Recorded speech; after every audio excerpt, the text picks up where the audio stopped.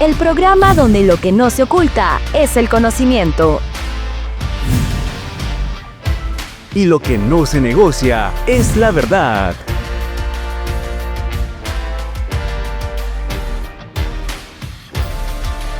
Betel presenta Lo negociable.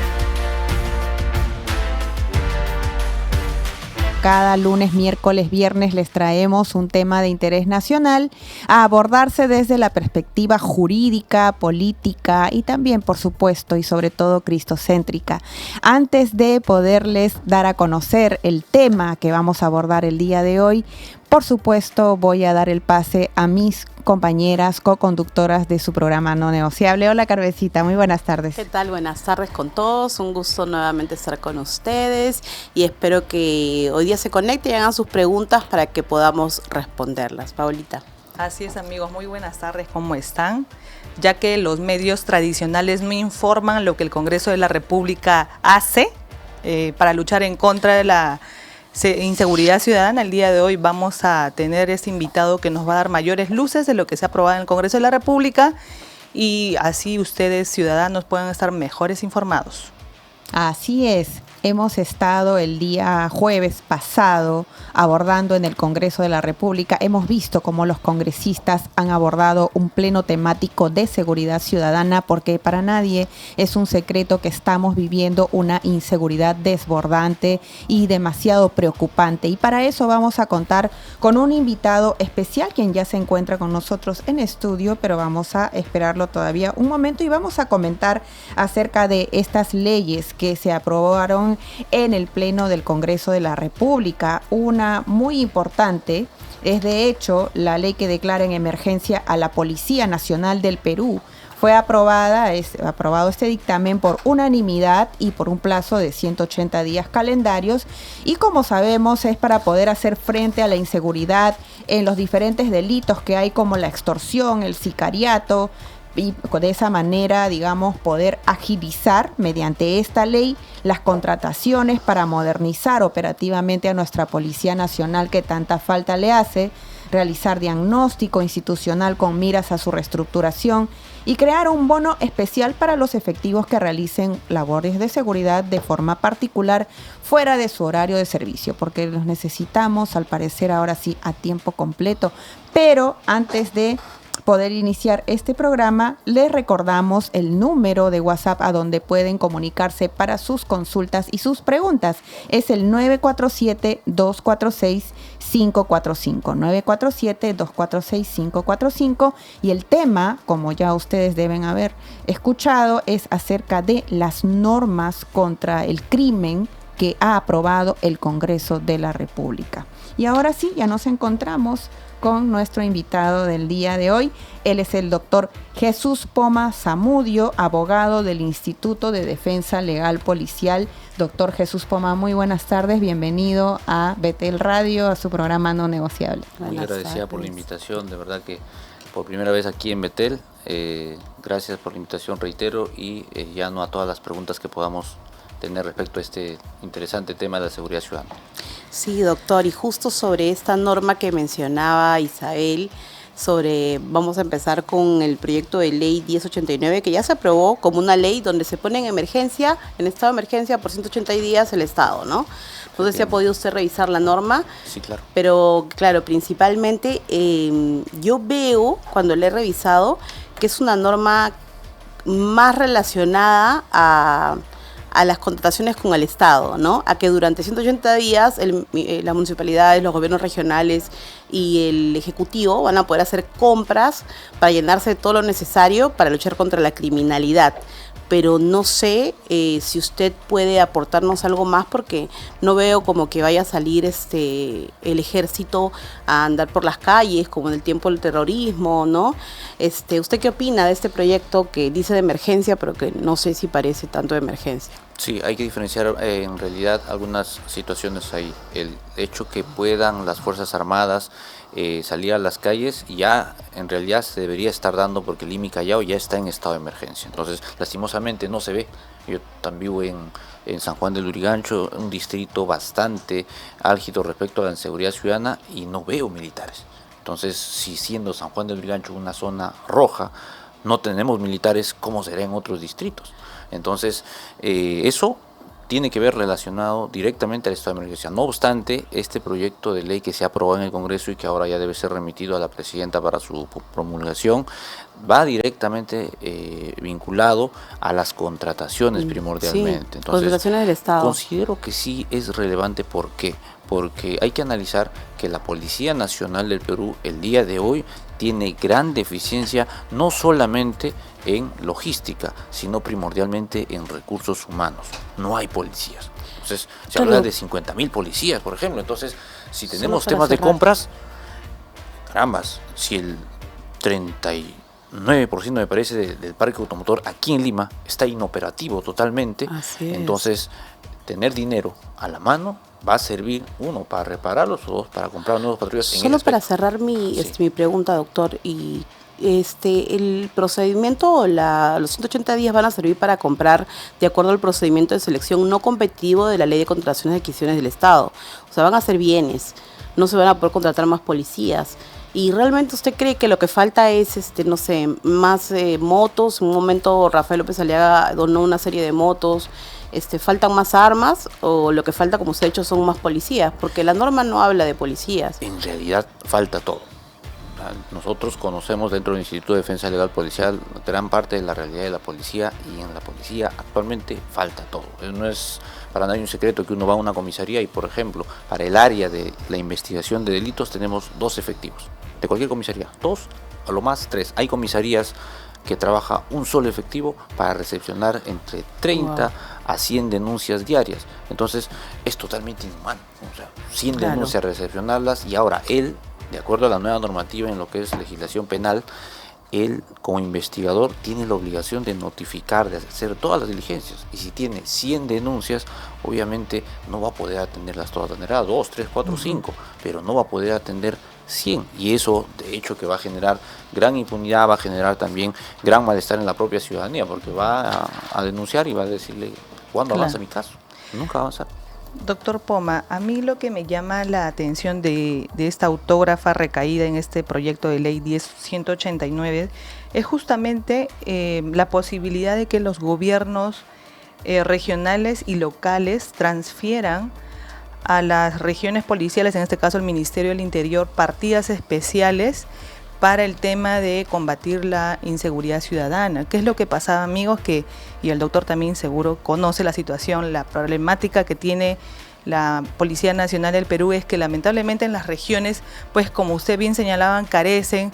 No hay, por ejemplo, dentro de las comisarías o de las mismas regiones, están bien implementadas, por ejemplo, en el tema de balística, todo lo mandan acá a Lima, no hay el tema de criminalística, unidad especial, específica que pueda estudiar esto, no tienen patrulleros, no tienen motos, el sistema de videovigilancia de la zona, digamos, del gobierno regional no está a veces vinculado con con el gobierno regional o con la comisaría principal de la zona, ¿no? Entonces, justamente en la mayoría de estos casos ha sido por un tema de falta de presupuesto que los gobiernos han querido destinar y han querido transferir ese monto pues a los gobiernos regionales para que se compre, no se adquiera lo que se necesita, pero no se podía. Pero gracias a este proyecto que ha aprobado justamente el Congreso de la República en el reciente pleno temático, permite esas transferencias.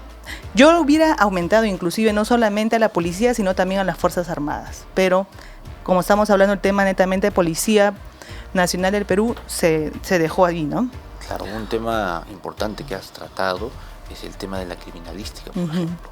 Gran parte de los problemas que tiene la policía también van por estos laboratorios que solamente existen en Lima. O sea, siendo 2025 no es dable que una pericia, por ejemplo, dactiloscópica, una pericia balística, se quiere detectar de qué arma salió el proyectil para poder asesinar a una persona, y tienen que traer esa muestra. El efectivo personalmente tiene que traerlo a Lima. Imagínense que sea, no sé, de Huancavelica. ¿Cuántos días? Con el temor y con el peligro de que esa muestra se pueda perder. Estamos hablando de por lo menos una semana para que den la respuesta 2 meses. En ese tiempo, el fiscal está atado de manos, el policía está atado de manos, y no queda otra que soltar a la persona, entonces darle libertad. Entonces sí es importante, esperemos que la presidenta no lo observe o por lo menos lo apruebe en ese mismo sentido para que le dé viabilidad a los gobiernos regionales y puedan en realidad transferir directamente el dinero a quienes van a administrar. No obstante, hay un punto en contra ahí. Para nadie es un secreto que la policía también ha tenido muchos problemas de corrupción. Entonces, justamente el proyecto señala específicamente, ¿no?, el control concurrente de parte de el control concurrente de la Contraloría General de la República. Es importante que la Contraloría en el control concurrente tiene que estar presente en cada contratación, en cada adquisición que vaya a hacer la policía, porque tener dinero a la mano para los altos mandos en realidad podría ser una fiesta, y eso es lo que no se quiere. Se quiere que si se va a soltar dinero, si se va a dar 1 millón, 2 millones, 100 millones, tiene que ser bien usado, tomando en cuenta la problemática que estamos viviendo actualmente. Eso es lo que principalmente era el problema, doctor, porque resulta que el tema de la corrupción en el Perú es una corrupción endémica que tiene, digamos, a los gobiernos regionales y locales inmersos. Incluso la misma Contraloría General de la República no se da el abasto para poder supervisar, fiscalizar la correcta ejecución del presupuesto en las más de 1.800 municipalidades que hay fuera de los centros poblados y de los que están en vía de inscripción, digamos. Entonces, ese va a ser el gran desafío, el que realmente el desembolso de este dinero de parte de los gobiernos regionales, locales a los que se les está empoderando, pueda servir realmente para una lucha efectiva contra la inseguridad. Y también, aparte de esto, de la fiscalización que debería haber en el uso de los recursos, que no sé cómo va a ser en este caso la Contraloría para poder, digamos, tendría que tener toda la logística y los funcionarios a disposición para hacer, como usted dice, este control concurrente. Pero además, ¿cómo ve usted el tema de las funciones propias de los municipios y de los gobiernos regionales? ¿Participa realmente la ciudadanía también en la lucha contra la inseguridad? Apena, por ejemplo, ver de que muchos se inhiben de hacer emprendimientos, de tener sus bodegas, sus empresas, con tal de no sufrir este tipo de violencia que estamos viviendo, ¿no? Y quizá comprometerlos a que ellos mismos sean quienes alerten sobre la inseguridad en su distrito, en su comunidad, en su barrio. Sería como cargarles un poco más una responsabilidad que debería venir en primer lugar del Estado. ¿Cómo lo ve usted, doctor? Además, han bajado el presupuesto de la Contraloría, ¿no? Sí, justamente había un problema en Contraloría hace una semana. Me parece que han despedido más de 1.000 efectivos, 1.000 fiscalizadores, porque no tienen presupuesto.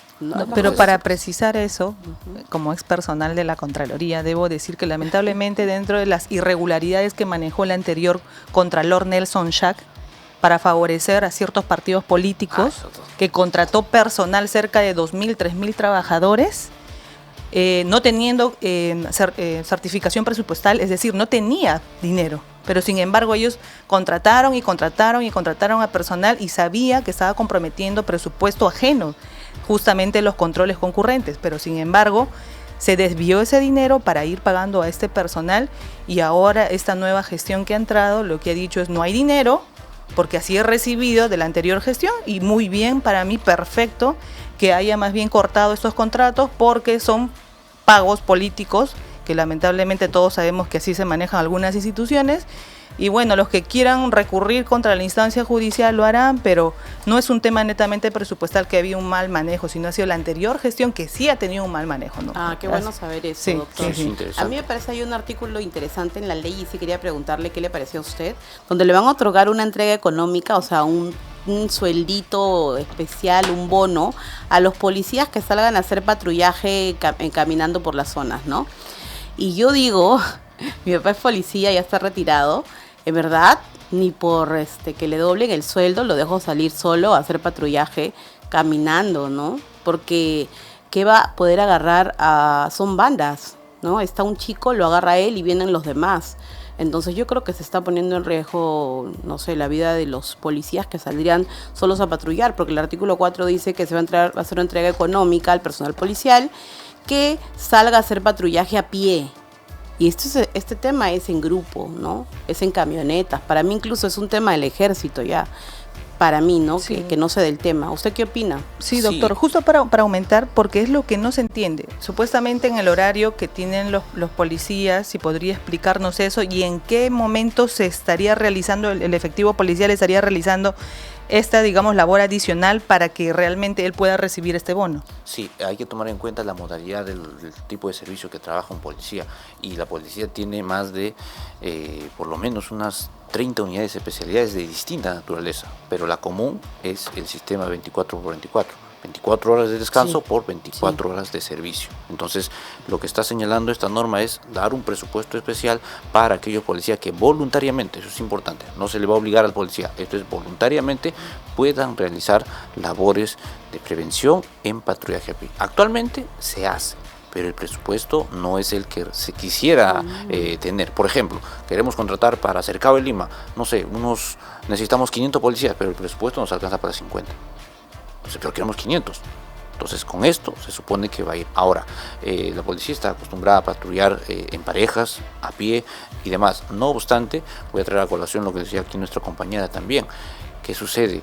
Lo que se necesita ahora, actualmente, son medidas efectivas contra esta delincuencia que no es la común.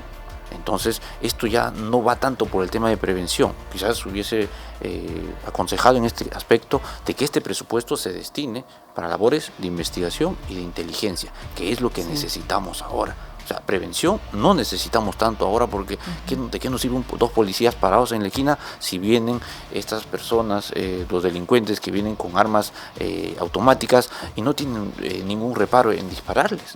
Doctor, y los policías ni siquiera tienen chalecos. Doctor, Entonces, para entender, digamos, o sea, el policía que está en día 24 horas trabajando, al siguiente día, tendría que realizar estas labores a pie, como dice, ¿no? Sí. Patrullaje a pie, patrullaje motorizado y operaciones focalizadas de investigación en el marco de la lucha contra la delincuencia. Tendría que ser el día siguiente. en sus sus horas de Sacrificando descanso. en sus horas de descanso, digamos. ¿Y quién tendría que medir eso? ¿Cómo se tendría? ¿Van a sacar una directiva, una normativa? Hay un plan llamado el Plan Celador, que es el que ha planteado la Comandancia General a fin de que se puedan contratar policías en sus días de franco para que puedan reforzar la seguridad ciudadana. No obstante, como usted también muy bien comenta, ¿no? ¿Y en qué momento el policía va a descansar? Así es. Exacto, Porque porque sabemos servicio y franco, entonces no son robots. sabemos que realmente una persona, para poder rendir bien sus funciones, tiene que tener el debido descanso. Sí. Ahora, dentro de esta ley se enmarca dentro de los estados de emergencia, no todo el tiempo, según lo que veo. Claro. Es dentro de los estados de emergencia que los gobiernos regionales y locales pueden destinar parte de sus recursos al Ministerio del Interior, la policía, para que pueda accionar en beneficio del ciudadano. No necesariamente, porque esta No. norma está señalando que son 180 días que debería declararse en emergencia la policía. En ese lapso es que los gobiernos regionales van a poder transferir, van a poder invertir, entre comillas, en la Policía Nacional. Entonces, Excelente. no necesariamente que esté en esta emergencia, porque ahora muchos distritos, provincias se quejan, ¿no? Pues, oye, solamente Lima y Callao no es el Perú. Si bien es cierto, está un tercio de la población aquí, pero en Trujillo hay una alta delincuencia, inclusive más compleja que Sí, que claro. Lima. Claro. Y Entonces, ¿Cree o sea- usted que va a tener una buena eficacia esta ley va a aprobada? apoyar, pero yo sí soy de la persona que en este caso orienta y sugiere que nos debemos orientar directamente a inteligencia e investigación, porque no son bandas comunes. Este no es el delincuente que te arrebata el celular y se va corriendo.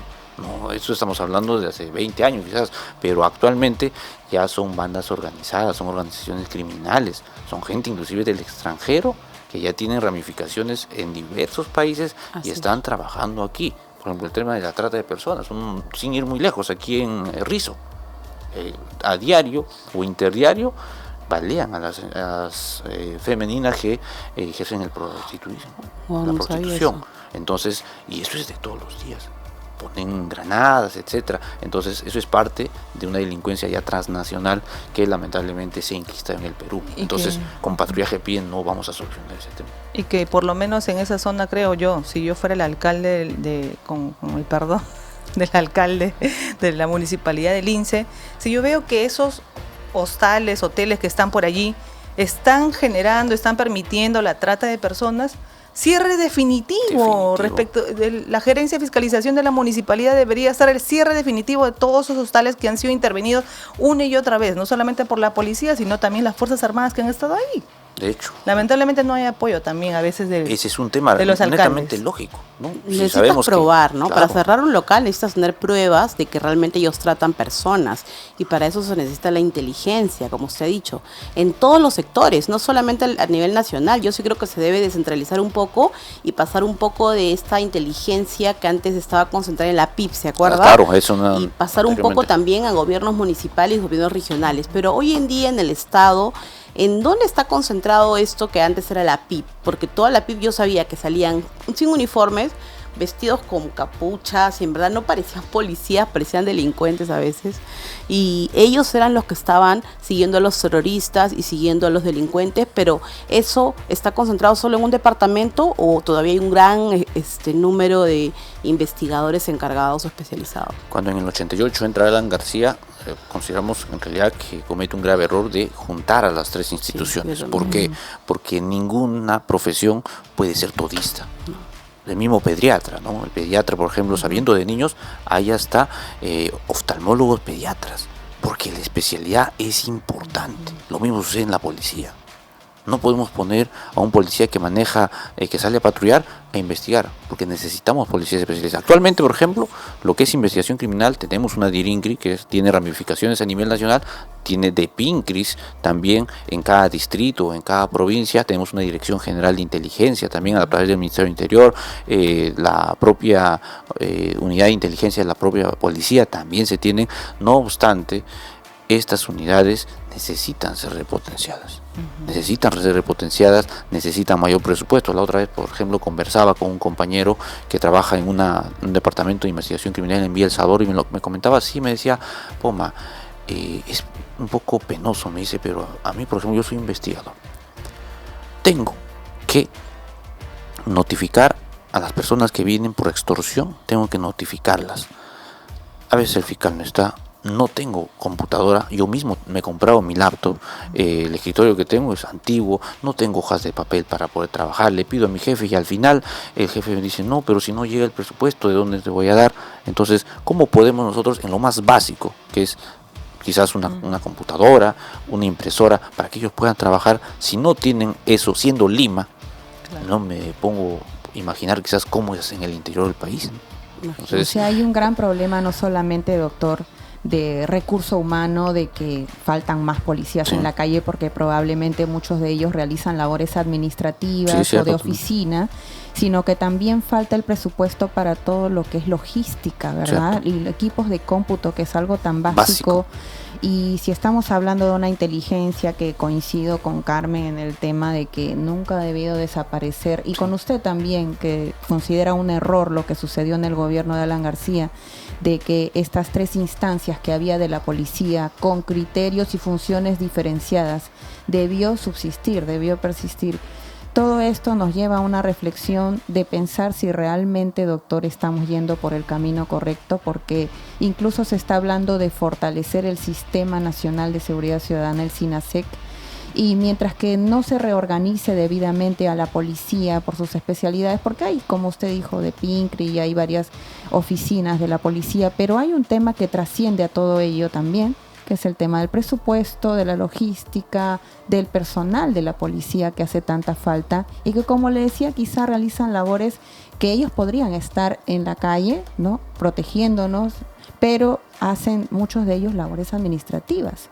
Por ejemplo, conversaba con otro compañero y me dice, Poma, en realidad los militares, actualmente son más o menos 30.000 militares que tiene el Perú, pero están en los cuarteles. Están en los cuarteles, y la mayoría de oficiales y suboficiales hacen labores administrativas, sentados. Bueno, saldrán quizás un poco a hacer ejercicio, pero una guerra, muy difícil que vayamos a tener una guerra por lo menos en los 10 años venideros. Necesitamos ese personal que salga a reforzar, por ejemplo, las comisarías. Nosotros no pedimos que ellos se pongan a hacer el trabajo de policía, pero, por ejemplo, cada comisaría tiene un servicio de 24 horas que es seguridad, el vigilante de puerta. ¿por qué no reemplazar a los vigilantes de puerta por personal del ejército? El personal del ejército está trabajando igual, está cumpliendo labores, y ese policía ya puede salir a patrullar, ese policía puede dedicarse a inteligencia, ese policía puede dedicarse a labores de investigación. Son 30.000 efectivos de las Fuerzas Armadas que bien pueden salir a apoyar, y este trabajo no es de alto riesgo entre comillas, porque es estar permanente 24 horas en las unidades policiales. ¿Cuántas unidades policiales tenemos? Aproximadamente 2.000 a nivel nacional. Necesitamos servicio de 24/7 para que puedan cautelar, y todos esos policías o salgan a las calles o salgan a reforzar la investigación. Doctor, disculpa. Y doctor, tal vez doctor, bueno, nosotras que también como abogadas hemos ido, digamos, a las comisarías, y siempre, digamos, el policía que está 24 horas, ¿no?, afuera, tal vez de cierto modo es el policía, el efectivo policial que te orienta, porque a veces no se sabe, ¿no? Las personas vienen, yo he escuchado que los atienden amablemente, pero yo creo más que todo, doctor, ¿sabe qué? Yo creo que los coroneles, los generales, tienen tanto personal administrativo allí. Yo creo que, digamos, en el cuarto de guerra la presidente Dina Boluarte debe disponer más bien que se reduzca ese personal administrativo que está dentro de las comandancias, dentro de atención a los generales. ¿Cuánto personal saldría ahí?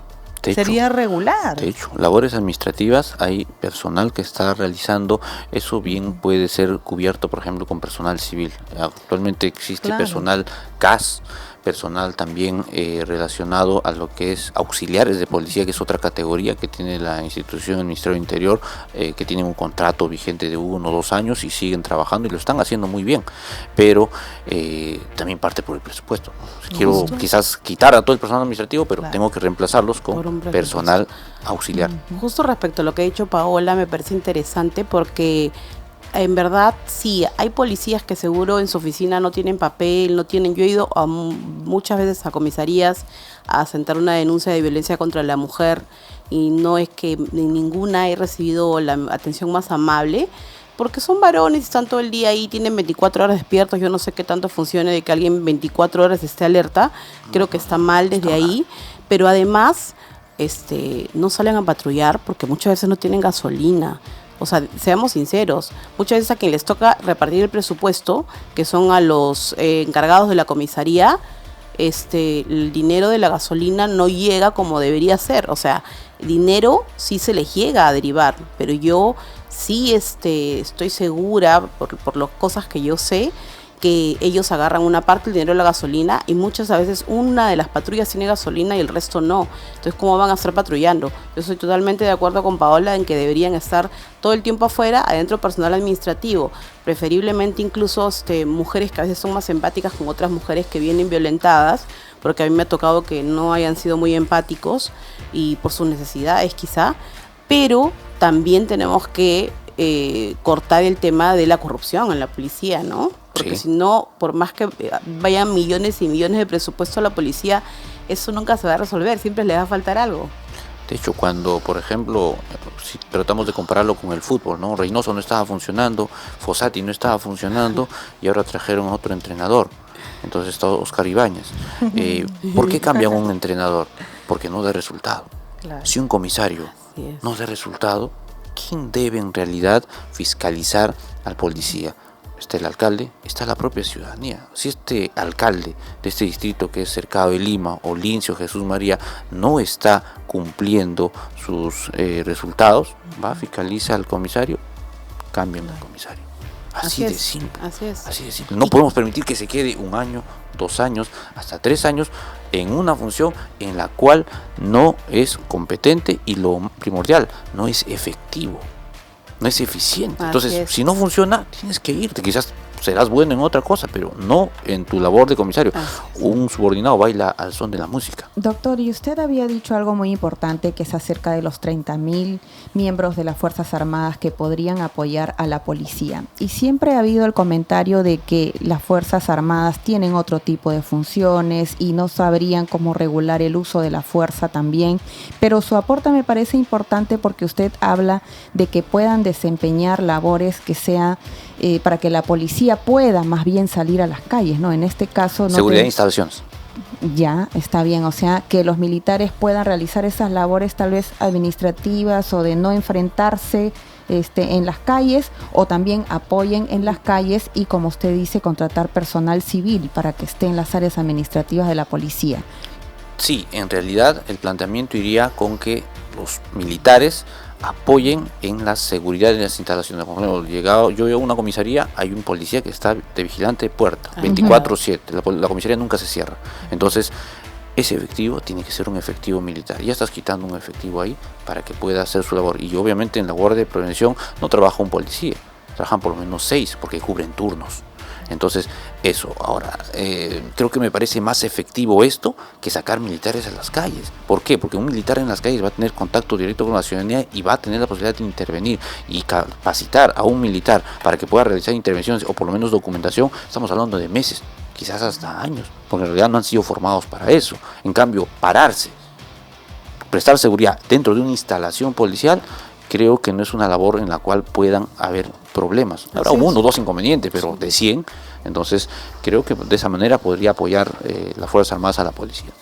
Sí, me parece muy sensata su opinión, doctor. Creo que debería acogerla el Ejecutivo.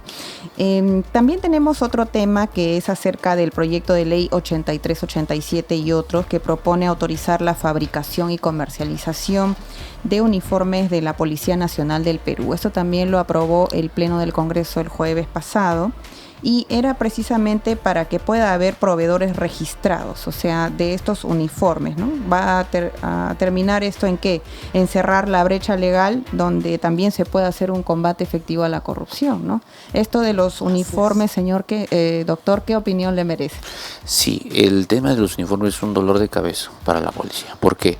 Porque se supone que dentro del decreto legislativo 1267, que es la ley de la policía, consigna como derecho que al policía se le otorgue dotación de uniformes, de equipamiento, para que pueda brindar eficientemente sus labores. No obstante, si usted le pregunta a cualquier policía de la calle, dígale si ese uniforme que tiene puesto el Estado se lo ha proveído, le va a decir de 100, 90 le van a responder que ese uniforme se lo han comprado ellos mismos.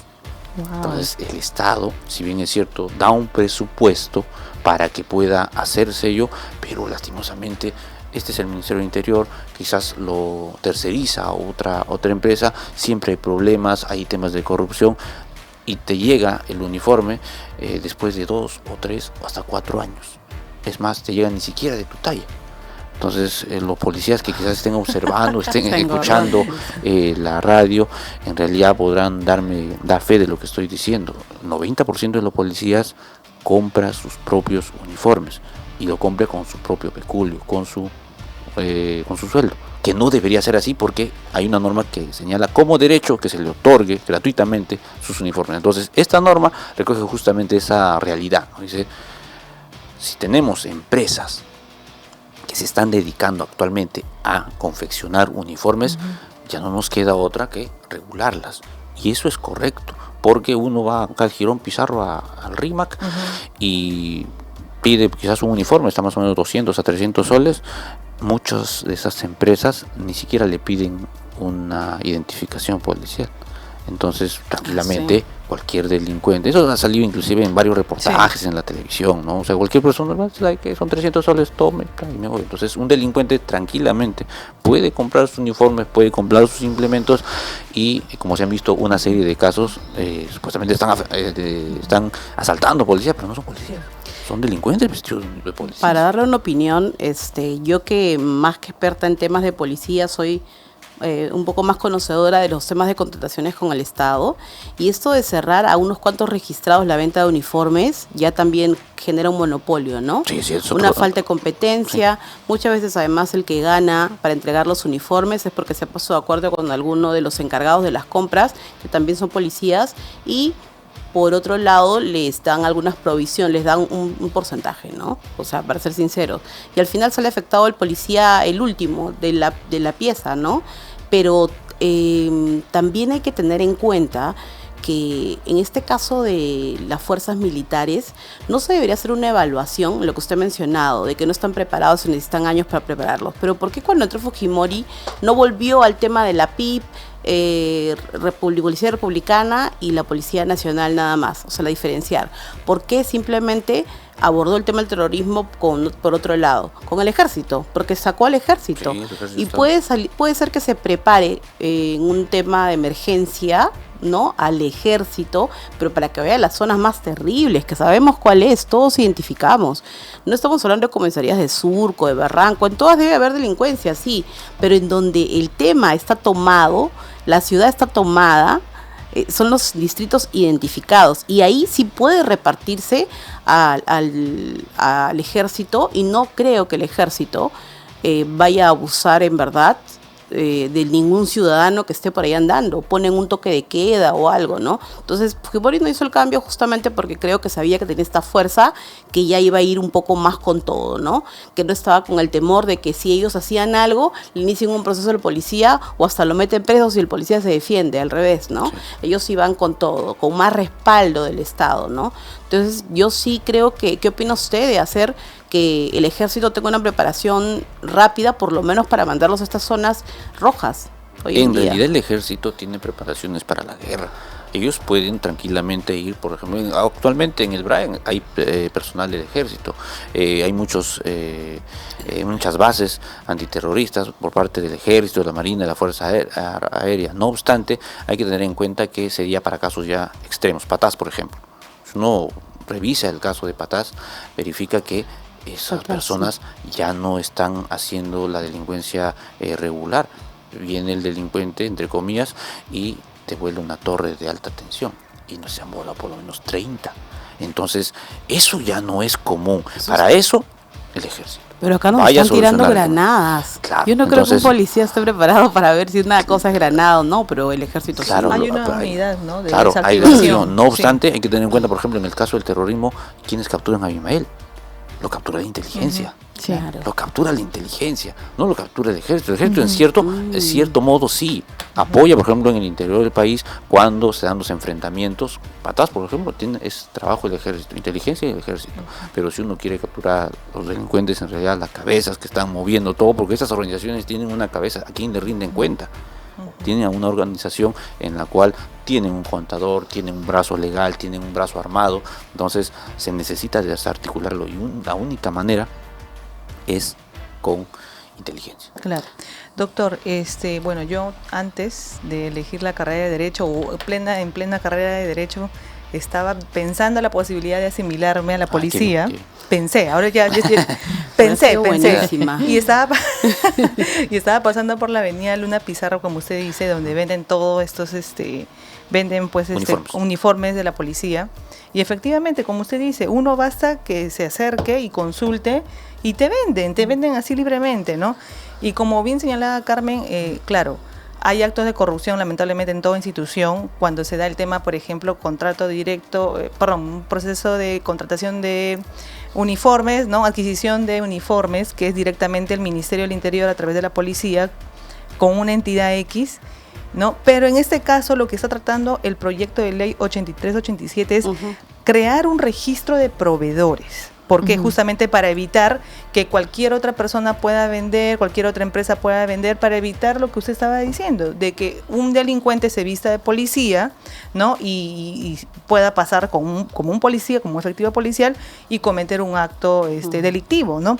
Pero a mí me salta esta pregunta, ¿no? ¿Cómo hacemos para que estas empresas no se encierren entre sí, sino que puedan permitir que más empresas dedicadas a este rubro puedan entrar? Hay que tomar en cuenta que esto lo va a ver la ley de la oferta y la demanda. Entonces, hay empresas grandes. Por ejemplo, parece que Galindo es una empresa grande respecto a lo que es provisión de uniformes. Tiene una logística enorme. Entonces, tiene más posibilidades de quizás proveer al Estado. Si el Estado hay que tomar en cuenta que son 133.000 policías en actividad actualmente. Entonces, son 133.000 uniformes, 133.000 borseguís, 133.000 camisas. ¿Qué empresa está capacitada, por lo menos en infraestructura y logística, para proveer eso en el menor tiempo?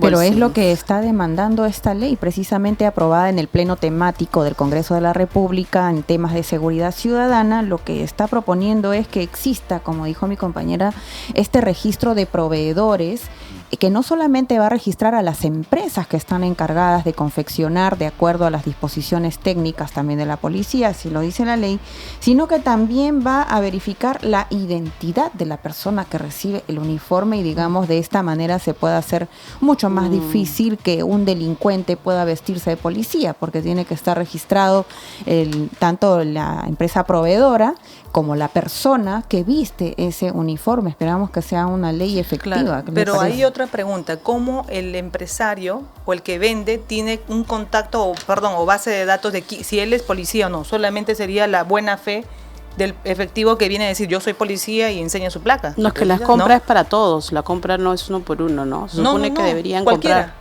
Es cualquier efectivo policial que vaya a la avenida Luna Pizarro y compre. Claro, justamente cualquiera. como señalábamos ahí, en realidad como el Estado no tiene la capacidad de proveerlo, porque el Estado puede hacerlo, ¿no? Tercerizar, etcétera, y darle a la policía tus 133.000 uniformes. No obstante, lo que aquí en la norma está diciendo, como yo no puedo hacer esto o hay problemas, entonces mejor empadrono a las empresas que van a proveer y, por ejemplo, está la empresa X que está en Girón Pizarro, tú me tienes que acreditar de que esta persona que va a recibir el uniforme es sí o sí un efectivo bolsero. Eso en realidad se puede manejar, inclusive actualmente se puede manejar. Ya los policías más gorditos pueden hacer su talla, ¿no? Justo quería mencionarle acerca de eso, que el artículo 5 de esta ley sí dice que la fabricación y comercialización de uniformes de la Policía Nacional por parte de personas naturales o jurídicas que no están inscritas en el registro de proveedores autorizados para fabricar. O sea, son sujetos de infracciones y las infracciones pueden ir desde multa, decomiso, inhabilitación temporal o definitiva. Sí, justamente hay un artículo también que ya lo califica como delito a la persona que pueda pactar clandestina. o clandestinamente vamos a pueda poder realizar disfrazarnos ya de policía. O sea que realmente no va a ser fácil que puedan adquirir, ¿no? Eso es en el Debe tiempo. haber una buena fiscalización. Un favor, doctor, vamos a pasar a ver un video sobre también la norma que ha aprobado el tema de las armas de electroshock para el serenazgo y volvemos para que usted nos comente qué opina. Excelente. Gracias. Ok, vamos a continuar con el bloque número 4. Tenemos otro proyecto de ley. Serenos usarán armas de electroshock. Está recaído en los proyectos de ley 78, 74 y 1075, que ha causado bastante polémica. Y que ya se aprobó, además, entiendo, en el Congreso. Y sobre este tema, que he podido revisar, ahí sí yo tengo también serias dudas, porque los serenazgos, yo vivo en Surco, que es una municipalidad súper organizada, es una de las más organizadas, y sin embargo, los serenazgos no son una carrera de serenazgo. Pueden estar ahí un año, de repente algún chico que estaba por ahí vendiendo antes moliente aparece de serenazgo vestido porque le mejoró el sueldo, el serenazgo, y de repente ya no está. Entonces, ¿qué riesgo hay en que personas X, que se contratan como cualquiera, que no saben contener sus emociones al momento de atacar a una persona y que podrían usar la fuerza o la violencia, puedan exceder de esto? Porque los policías son preparados, ¿no? No como una persona escuché que decía que no estudiaban, no, sí son preparados para esto. Pero los serenazgos cambian todo el tiempo. ¿Cómo van a tener estas armas de electroshock? ¿Qué opina usted? Sí, justamente ese es un arma de doble filo en realidad, porque los serenos están expuestos, tal igual que los policías, a los altos índices de inseguridad. No obstante, hay que tener en cuenta la preparación, la capacitación. Inclusive me parece que hace unas semanas también se aprobó un tema de la escuela que debería ser fiscalizada por el Ministerio del Interior para lo que son serenos. Pero si antes de que puedas quizás graduar una promoción de serenos con una capacitación mínima de 6 meses, un año, ya les das el arma, podría ser contraproducente. O tendría que ser para algunos serenos, los que ya tienen un tiempo determinado, ¿no? Sí, justamente acá dice las disposiciones complementarias, señala la capacitación en el uso de la pistola eléctrica o electrochoque. Dice los serenos que usen esta pistola en el ejercicio de sus funciones deben ser previamente capacitados. Y quizás hasta para eso sí. Normalmente lo que son armas, sean letales o no letales, normalmente se les exige un registro, es decir, tomarse un examen psicológico, físico, antes de poderte dar el registro. Es como las armas de fuego, por ejemplo. Y yo creo que aparte de la capacitación que dice Paola, por lo menos deben ser un tiempo determinado de años que haya estado permanente en la municipalidad correspondiente, ¿no? Porque son personas nuevas, todavía no han tratado con el público, saben usar perfectamente el arma electroshock, pero de repente viene alguien, la cólera le gana, no sabe manejar el tema, y porque la gente se pone malcriada con los serenos. Sí. Honestamente, no respeta. Si a la policía no la respeta, Sereno, menos nadie respeta a los serenos. Entonces, ¿cómo ellos van a poder ser la fuerza y se van a poner molestos y quizá van a usar esa arma y va a ser contraproducente? Vamos a tener más problemas, ¿no? De hecho, Y doctor, ¿usted ha tenido la oportunidad de ver cómo funcionan estas pistolas eléctricas o de electrochoque con que se van a defender los serenos? Lo he podido ver a través de los medios de comunicación, videos, pero actualmente, por ejemplo, la Policía Nacional no tiene estas armas. Usted no va a ver en la calle. Yo en los 15 años que he podido estar en la policía, no he visto que un policía haya usado un arma de electroshock. ¿Y sería bueno que la tengan, doctor? De hecho que sí, pero entonces si yo uso esta arma con los policías, podría haber esa experiencia y los problemas, porque se van a presentar una serie de problemas y después ya pasarle a los serenos, ¿no? O por lo menos tener esos policías capacitados que voy a capacitar a serenos, pero si le voy a dar solamente a los serenos, en realidad por lo menos el primer año va a ser un año de Eso problemas. es lo más extraño, ¿no, doctor? Claro. Porque los primeros llamados a poder aprender acerca de la capacitación o correcta aplicación de estas pistolas eléctricas o de electrochoque deberían ser los policías. De hecho. Y luego ya secundariamente quizá los serenos, ¿no? El policía que le enseña al Pero- sereno, o que vea su experiencia, ¿no?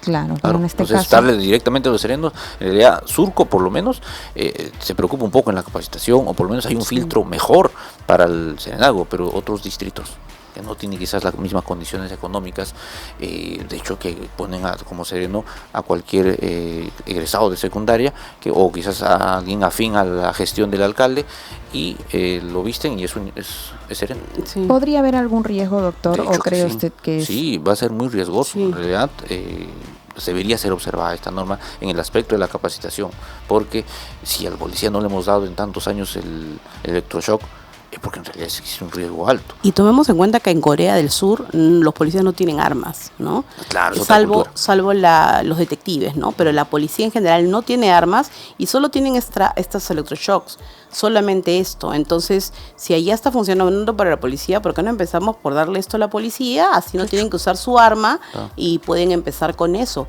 Porque generalmente las personas, incluso en Surco que está todo ordenado, vemos a la policía como autoridad, pero al sereno no necesariamente. Pensamos que está a nuestro servicio y le decimos, ¿por qué no vienes acá? ¿Por qué no haces eso? Entonces, ¿cómo vas a ver como autoridad a una persona así, menos los delincuentes, ¿no? Que no tienen respeto por nadie. Es controversial. En realidad se debería quizás repensar en el aspecto de primero trabajar la experiencia con los propios policías de seguridad ciudadana, y ya después quizás pasar esa experiencia a los serenos. Claro. Porque darle a los serenos es como darle a un niño en realidad. Darle a un niño, ¿no? Doctor, No va a también causar problemas. Doctor, nos vamos a ir a una breve pausa y regresamos. Excelente, gracias. El programa donde lo que no se oculta es el conocimiento. Y lo que no se negocia es la verdad.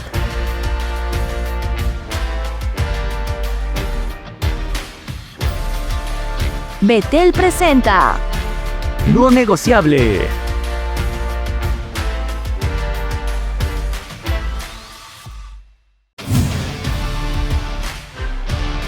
el programa donde lo que no se oculta es el conocimiento. Y lo que no se negocia es la verdad.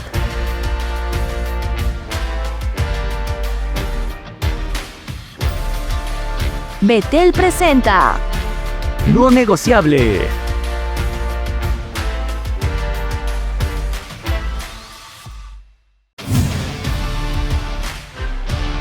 el programa donde lo que no se oculta es el conocimiento. Y lo que no se negocia es la verdad.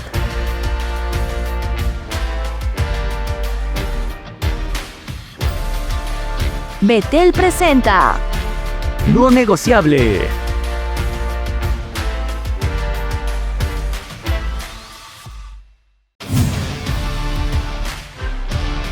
el programa donde lo que no se oculta es el conocimiento.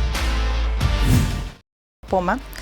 Y doctor, quería tocar un tema un poco sensible para la institución. La inspectoría, hemos tomado conocimiento que la inspectoría viene sancionando, y me parece muy bien, lo que se tenga que sancionar, se tiene que sancionar, y si se tiene que destituir, se tiene que destituir. Pero lo que me preocupa realmente es el tema de la salud mental de nuestros efectivos policiales, porque en la mayoría de casos, tanto destituidos como sancionados, en su gran mayoría son justamente por actos de violencia familiar contra sus esposas, sus convivientes, los hijos, los padres de familia. Y la pregunta es, ¿qué está pasando con la Policía Nacional del Perú y con los efectivos policiales? Es necesario la ayuda de las iglesias, de la sociedad civil, porque sabemos, aún todavía, yo he sentido especialmente una carga, las tres somos cristianas evangélicas, y hemos sentido una carga, por lo menos yo he sentido una carga de oración y de hacer algo más. ¿Cómo ayudamos a la Policía Nacional? Yo hice a veces, en la época de las marchas, comprábamos aguas y bebidas y les llevábamos, o algún sándwich o algo le entregábamos, porque yo sé que la carga que tienen ellos actualmente es demasiada, ¿no? Y entonces, esto es ahora, pero estas sanciones vienen ya de años atrás. ¿Qué podemos hacer para ayudar a la Policía Nacional de Perú? ¿Qué sucede? Es cierto lo que señala, ¿no? En toda institución existen buenos, malos, existen efectivos que están sobrecargados, efectivos que tienen problemas personales, problemas laborales, etc. Entonces, ¿cuál es la función de inspectoría? Procesarlos a nivel disciplinario, desde una amonestación hasta el pase a la situación de retiro. Ahora, yo sí considero que el tema espiritual tiene mucho que ver, porque son seres humanos. Al final son seres humanos que necesitan de alguna manera ese soporte emocional. Quizás, por ejemplo, ahora último se modificó la norma, el 1583 modificó esta norma de la ley 3714 y mejoraba de alguna manera la redacción de este tipo de infracciones. Violencia familiar, por ejemplo, aquel policía que es sancionado por violencia familiar, quizás 6 meses de disponibilidad, 6 meses de fuera de la policía, el Estado va a encargarse de tener soporte o darle soporte emocional a él y a su familia para que pueda mejorar esta situación. Entonces, esto es un cambio favorable, es un cambio que se aplaude, porque no solamente hay que preocuparnos en darle, que sancionarlo. Así es. En realidad es una persona que quizás hace muy bien su trabajo, pero en el tema personal no está muy bien. Entonces, para eso están los psicólogos, para eso están el tema espiritual y otro tipo de profesionales que también pueden dar la mano. Por eso es que también la mayoría de policías, por lo menos que yo he conocido, y muchos son de mi familia policías, toman, y porque es una forma de segregar dopamina en el cerebro para tranquilizarte, ¿no? ¿Quién está 24 horas de corrido y está bien de la cabeza? Sí. Si se supone que desde las 8 de la noche ya tenemos que dormir 9, 10 de la noche máximo para poder que el cerebro esté estable, ¿no? Además, la falta de reconocimiento, yo también quisiera dar como conclusión que no se está reconociendo a los policías que lucharon contra el terrorismo en su momento. A muchos en inspectoría les hicieron un proceso X, porque como no sabían, eran de la PIP, de investigación, y no sabían dónde ponerlos cuando se acabó el terrorismo, los mandaron a cuidar cárceles. Y sé de cerca varios casos. Y simplemente ellos no estaban para cuidar cárceles, eran de investigación, paraban de vestidos de civil y seguían a los terroristas, se hacían sus amigos, y gracias a ellos los atraparon. Y sin embargo, yo conozco más de uno que los sacaron de la nada porque los mandaron a cuidar cárceles y él ya no quiso seguir, renunció. Entonces, hoy en día está que se lucha por reconocer a los terroristas caídos, ¿no? A los pobres que sufrieron, su familia, pero no los héroes de la patria, los policías que en ese momento lucharon, no se está reconociendo, y yo creo que se debería reconocer, ¿no? Muy importante lo que han acotado mis compañeras, doctor. También está el tema del estrés postraumático que pueden causar tanto en las Fuerzas Armadas como en la Policía Nacional, por ejemplo, operaciones como Chavín de Huántar, operaciones contra el terrorismo, de inteligencia, que deja secuelas, digamos, de ansiedad o de, digamos, este estrés postraumático que podría causar en algunos miembros de la policía y de las Fuerzas Armadas, y creo que eso es un tema muy importante también, no solamente el desarrollo profesional de ellos, sino también, como usted lo dijo, espiritual, moral. Entonces, en línea general, creemos, doctor, que lo que ha aprobado el Congreso de la República puede sumar a la lucha contra la inseguridad ciudadana. Sí, suma bastante. En realidad, todas las instituciones deberían estar comprometidas desde su frente, ¿no? Cada uno con su especialidad. Quizás el tema médico, caramba, hay que darle soporte a los policías que a diario. Ayer nada más mataron a un policía en Patas. Entonces, la familia, ¿no? ¿Cómo queda la familia? Un policía joven, 24 años. Entonces, darle el soporte emocional a la familia, la capacitación, importante, el tema disciplinario también es muy relevante, y el tema espiritual también, que casi no se toca. Doctor, muchas gracias por acompañarnos Gracias por la el día de invitación. hoy. Gracias. Ha estado con nosotros el doctor Jesús Poma Zamudio, abogado del Instituto de Defensa Legal Policial. Esperamos contar con usted para una próxima oportunidad. Gracias. Y amigos, Gracias a esto ha ustedes. sido todo por el día de hoy en su programa No Negociable. Nos vemos el miércoles. Nos vemos. Bye, bye. Chao. El programa donde lo que no se oculta es el conocimiento. Y lo que no se negocia es la verdad.